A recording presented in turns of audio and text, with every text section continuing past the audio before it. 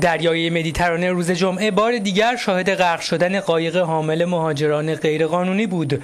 بنابر آخرین گزارش‌ها غرق شدن قایقی که حدود 400 مهاجر غالباً سوری را به جزیره لامپدوزا در ایتالیا می‌برده باعث کشته شدن حداقل 34 تن از آنها شده است. گرچه امدادگران تاکنون موفق به نجات حدود 200 تن از این مهاجران شده‌اند، اما ده‌ها نفر دیگر همچنان ناپدید هستند و به نظر نمی‌رسد شانسی برای زنده ماندن آنها وجود داشته باشد.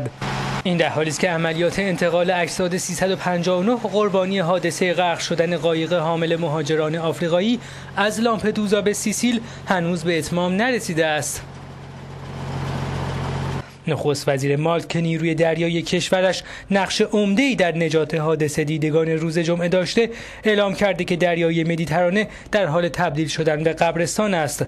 بنابر گزارش‌ها قایق حامل این مهاجران پس از آن که در دریا از حرکت باز ایستاده بر اثر ازدحام سرنشینان آن که برای جلب توجه یک هواپیمای نظامی به یک طرف قایق هجوم برده بودند واژگون شده و غرق شده است.